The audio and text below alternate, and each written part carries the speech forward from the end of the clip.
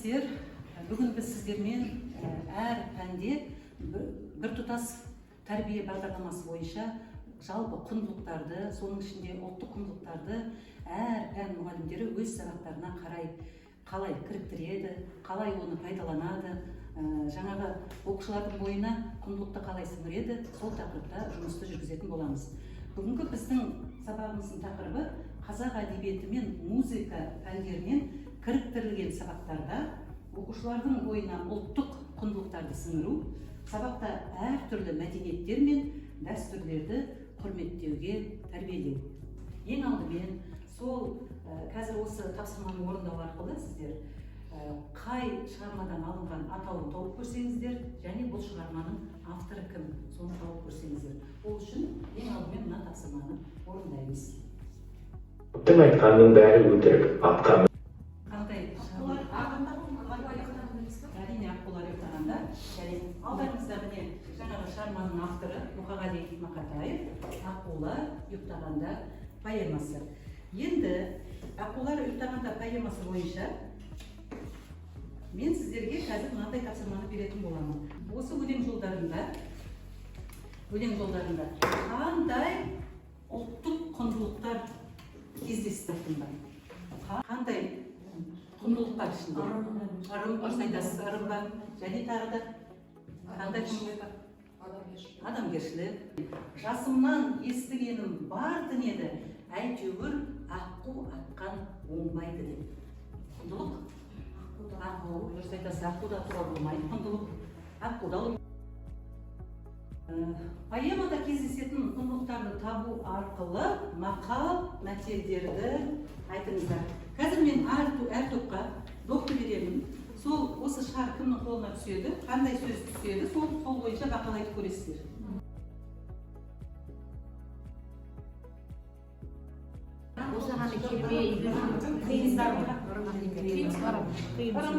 Тыйым аққуға байланысты жарым тағы да.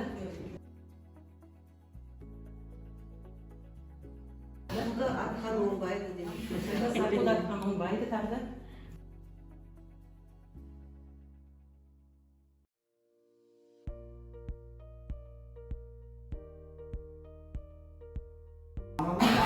Мылтық атуы дұрыс па? Пікірін дәлелдеңіз дейді. Енді мен жаңа сөзді дәлелдетем, ананың балаға аққуға мылтық атуы дұрыс деп санаймын. Неге? Себебі егер баласы сол үшін жазылып кететін болса, яғни аққудан қандай да бір пайдасы тиетін болса, аққуға мылтық атуы дұрыс емес деп ойлаймыз.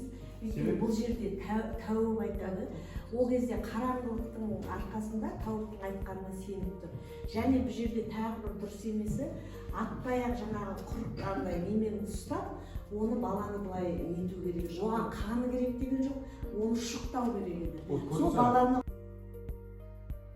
бір сөзден жазып шығарсыздар, әр топқа беремін. Осы поэмада қандай құндылықтар болды, жаңағы талдау бойынша. Кез келген қандай құндылық кездесті, біреуіне ғана жазыңыздар, сосын әр топ өздері жазып шығады.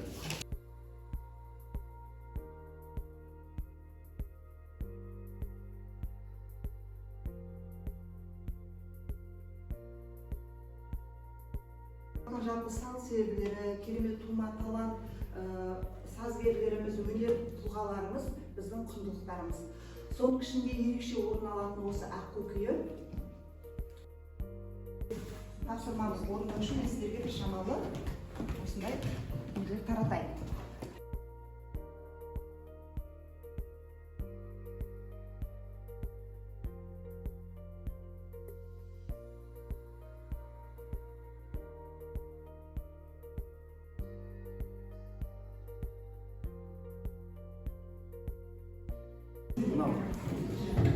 Тұяқтас қазақтың тұрмыс салтында ежелден бір ауыз музыкалық аспап дейді.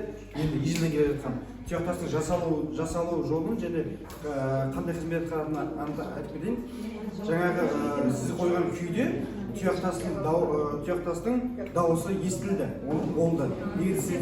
Қазақ халқының ең тараған екі шекті көп білгені музыкалық аспабы ең осы неде ақыл күйінде бізде домбыра.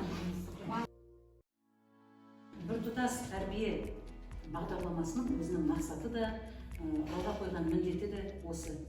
жалпы құндылығымызды дәріптеп жүрейік, өзіміздің ұлттық құндылығымызды балалардың бойына сіздерге үлкен рахмет.